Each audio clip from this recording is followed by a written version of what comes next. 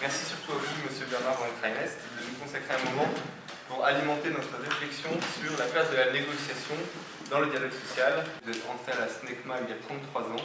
Vous êtes délégué syndical depuis 1983, donc un engagement qui date. Depuis 1988, vous êtes engagé à la Fédération de la métallurgie. Depuis 1992, vous êtes au comité confédéral de la CFE-CGC, dont vous êtes devenu en 2005 le président. Vous l'êtes resté à ce jour. Cette intervention prend un relief particulier dans le contexte politique actuel. Alors que nous avons changé de président, je pense que l'agenda social est très chargé et va nous donner l'occasion d'une discussion riche. La négociation sociale a toujours été fortement marquée par la création de la première organisation syndicale, en l'occurrence la CGT en 1895, qui, comme vous le savez, avait peut-être toujours un tropisme très marqué surtout à l'époque, ce que l'on qualifiait d'opposition capital-travail.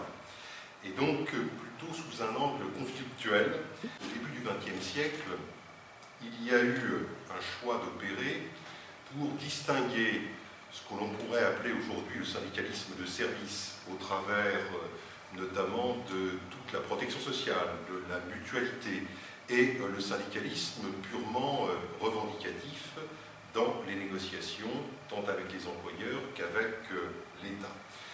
C'est sans doute ce qui explique en grande partie le fait que parmi les 34 pays de l'OCDE, nous sommes le pays où il y a le plus faible taux de syndicalisation, qui ne traduit pas la réalité de l'influence des organisations syndicales dans le dialogue social de notre pays, puisque nous sommes régulièrement consultés et appelés à négocier sur tout un tas de sujets, ceci ayant été renforcé par ce que vous avez mentionné, à savoir la loi Larcher du 31 janvier 2007, qui précise que lorsqu'un gouvernement veut légiférer dans le champ du social, il doit d'abord réunir les partenaires sociaux pour faire part de ses projets et leur proposer, le cas échéant, de s'emparer de toute ou partie de ce projet pour négocier entre représentants des employeurs et représentants des salariés durant une période de 3 mois, éventuellement renouvelable. Il n'y a pas besoin d'être syndiqué pour bénéficier, bien sûr, des lois, mais aussi des accords nationaux interprofessionnels, des conventions collectives de branche, voire des accords d'entreprise. Voilà l'une des raisons majeures, essentielles, qui explique ce faible taux de syndicalisation. Il est clair que les médias présentent davantage les organisations syndicales comme s'opposant, comme bloquant les transports, faisant grève, manifestant. Ce qui est la partie émergée, et quand je dis la partie émergée, c'est sans doute même pas 10% de la réalité de l'activité des organisations syndicales tout au long de l'année. Donc, la réalité, c'est bien évidemment d'être à l'écoute des salariés, de se former dans un monde de plus en plus complexe, où la législation, les champs que nous abordons dans la négociation, tout cela constitue des sujets de plus en plus techniques, et donc c'est le plus souvent considéré certes comme une obligation légale d'avoir des délégués du personnel, des élus OCE, des élus CHSCT, mais c'est bien perçu comme une charge comptable. Il est donc tout à fait utile d'avoir une voie d'expression de ces dysfonctionnements qui se trouvent hors la ligne hiérarchique, et qui, par le fait que ces représentants du personnel bénéficient d'une protection, alors entendons-nous sur la protection, s'ils font une faute professionnelle, ils vont être sanctionnés de la même manière que n'importe quel autre salarié. Mais il n'empêche qu'ils bénéficient d'un droit d'expression pour lequel on ne peut pas leur chercher noise s'ils disent des choses qui déplaisent au chef d'entreprise ou à son représentant dans leur mandat de représentant des salariés. Un certain nombre de critiques qui sont formulées de manière récurrente depuis de nombreuses années en disant les syndicats sont trop politisés, sont trop divisés, sont trop éloignés du terrain. C'est ce qui a conduit à mettre sur pied la réforme de la représentativité qui s'est traduite par la loi du 20 août 2008. On doit, dans les entreprises, franchir la barre de 10% des suffrages valablement exprimés pour être reconnu organisation représentative, avoir le droit de désigner des délégués syndicaux et donc être appelé à la table des négociations avec l'employeur. Et désormais, la construction de la représentativité se fait donc de bas en haut. À partir de ces entreprises, on consolide les résultats par branche professionnelle, puis au niveau national interprofessionnel, le commerce, les services, l'industrie et la construction. Et donc, dans chacun de ces secteurs, il faut recueillir 8% pour donc être admis à la table des négociations. Pour qu'un accord soit réputé valable dans une entreprise, il faut qu'il ait été signé par une ou plusieurs organisations qui aient rassemblé au moins 30% des suffrages valablement exprimés lors des dernières élections professionnelles. Alors, ces critères d'audience, c'est fort sympathique. Le souci, c'est qu'ils ne concernent pas tous les salariés du monde privé, parce que les demandeurs d'emploi, par définition, ne sont pas en entreprise et n'ont pas la possibilité de s'exprimer, parce que sur une période de 4 ans, il y a de la mobilité, et nous constatons trop souvent qu'il y a des constats de carence dans nombre d'entreprises, faute de candidats. Donc on voit que ce critère d'audience n'est pas la panacée. J'ai vécu en 1988, au moment des élections présidentielles déjà, du printemps 88, une paralysie totale de SNECMA durant 2 mois. Lorsque je suis entré chez SNECMA, la CGT était l'organisation majoritaire absolue. On a souvent écrit à juste titre, jusqu'à ce que Bernard Thibault arrive à la tête de la CGT en 1999, le fait que celle-ci soit une courroie de transmission du Parti communiste.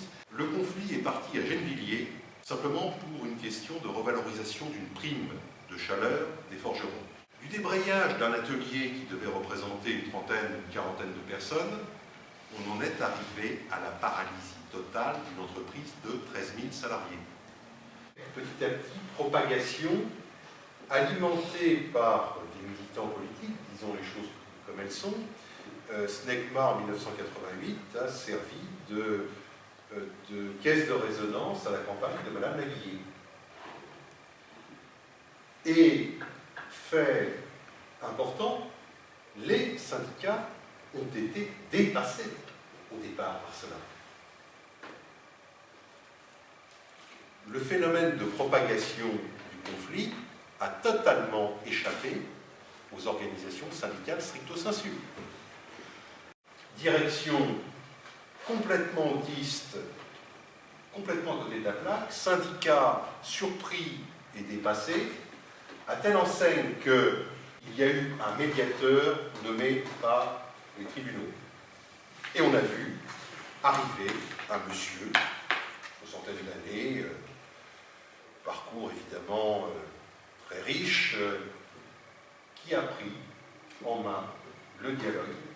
Et donc d'un côté, il y avait les représentants de la direction, les représentants des salariés, et de l'autre, le médiateur. Il a fallu, qu'on arrive au terme du processus électoral de la présidentielle, c'est par hasard, quand je vous ai dit 20 mars, 20 mai, mais que nous mettions à profit cette période pour que le médiateur fasse son office et que pour la direction adoucisse un peu les angles et surtout que les organisations syndicales et les représentants du personnel reprennent pied. Donc vous voyez, rôle des syndicats, eh bien, lorsque il y a un dialogue social qui est politisé, conflictuel, qui ne correspond pas véritablement aux attentes du terrain, eh bien, les syndicats peuvent être, comme une direction, marginalisés, dépassés. Donc derrière, il y a un travail de reconquête du terrain et de recrédibilisation, un travail intensif d'écoute et de dialogue, de négociation et de conclusion d'accords. Je pourrais prendre un autre exemple dans un passé très récent de ces formes d'autisme de certaines directions, c'est France Télécom. Quand on fait un passage du public au privé et où on mène ces réorganisations à vitesse grand V, et où, in fine, on laisse de plus en plus de monde au bord de la route, à tel point qu'on en arrive à ces vagues de suicides que l'on a connues, qui ont été médiatisées, mais on oublie de parler de ce nombre important de collaborateurs de France Télécom qui sont tombés en dépression, ont été en arrêt maladie. Tout cela, c'est un coût pour la société. C'est un coût pour nos régimes de protection sociale. C'est un coût pour l'entreprise. C'est un coût non seulement financier, mais c'est un coût d'image. Et notre devoir, c'est de dire les choses. Et c'est comme cela que se bâtit un respect, une relation de confiance dans le champ du social. Il faut se connaître entre interlocuteurs, se respecter, établir une relation de confiance qui ne veut pas dire une relation de duplicité, ça ne veut pas dire, et ça je le dis régulièrement aux employeurs comme au gouvernement quel qu'il soit, il ne faut pas faire des coups. Parce que les coups, ça rapporte une fois.